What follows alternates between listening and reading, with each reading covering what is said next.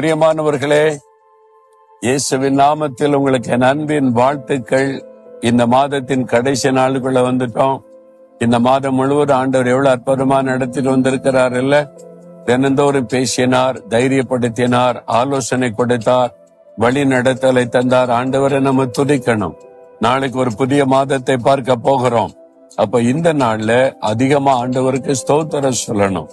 ஆண்டவரே உமக்கு ஸ்தோத்திரம், என்னை பாதுகாத்தீங்க, பலப்படுத்தினீங்க, தாங்குனீங்க, சுகம் கொடுத்தீங்க, ஜெபத்துக்கு பதில் கொடுத்தீங்க, என்கிட்ட பேசினீங்க, என்னை தைரியப்படுத்தினீங்க அப்படின்னு ஆண்டவரை துதிக்கணும். ஒவ்வொரு காரியத்துக்கு காலையில எழுப்பி துதிச்சிங்களா? இல்லாட்டும் உடனே போய் தனியா உட்கார்ந்து ஆண்டவரை துதிச்சிருங்க. சரியா? இந்த நாளுக்கு ஆண்டவர் என்ன வசனம் கொடுக்கிறான? பிலிப்பியர் 4:19 என் தேவன் தம்முடைய ஐஸ்வர்யத்தின்படி உங்கள் குறைவை எல்லாம் நிறைவாக்குவார். இவ்வளவு நடந்தும் ஒரு சின்ன குறை இருக்குது. இந்த மாசத்துல அது நடக்கல, இன்னும் வர்ற நாளையாவது நடக்கணும். இல்ல இன்றைக்கு ஆண்டவர் நடத்தி தருவார். என்ன குறை உங்களுக்கு? ஏதோ ஒரு சின்ன குறை. பண தேவை இருக்குதா? அதுல குறைபாடு இருக்குதா? ஆரோக்கியத்துல குறைபட்டுட்டீங்களா? அல்லது மனசுல சந்தோஷம் குறைஞ்சிட்டா? வீட்டுக்குள்ள சமாதானம் குறைஞ்சிட்டா?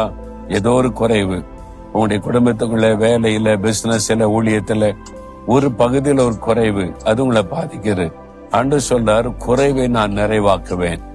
ஆண்டவர் உங்களுடைய குறைவை நிறைவாக்குகிறவர்.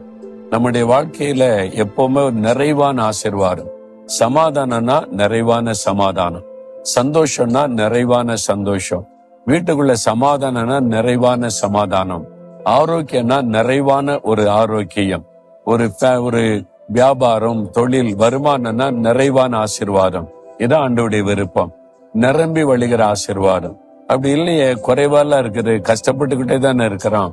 ஆண்டவர் சொல்றாரு, உங்களுடைய குறைவை நான் நிறைவாக்குவேன். அதுக்குதான் அவர் சிலுவைக்கு போனார்.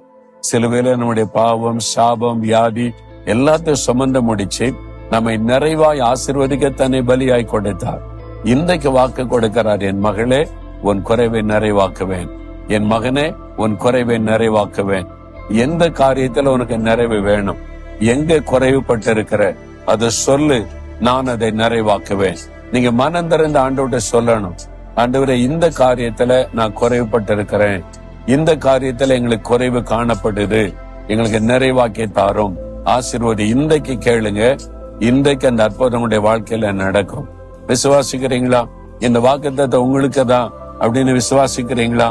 இன்றைக்கு அந்த வாக்குத்தத்தத்தை நிறைவேறுன்னு விசுவாசிக்கிறீங்களா? இன்றைக்கு குறைவை நிறைவாகும்.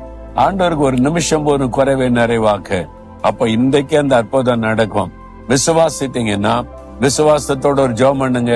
ஆண்டவரே இந்த வாக்குத்தத்தம் எனக்குரியது, என் குறைவை நிறைவாக்குகிற தேவன், எனக்காக சிலுவையில அதற்காக மரித்தீர், நான் விசுவாசிக்கிறேன்.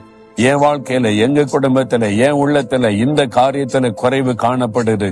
இயேசுவின் நாமத்தில் இதில் நிறைவான ஆசீர்வாதம் உண்டாகட்டும்.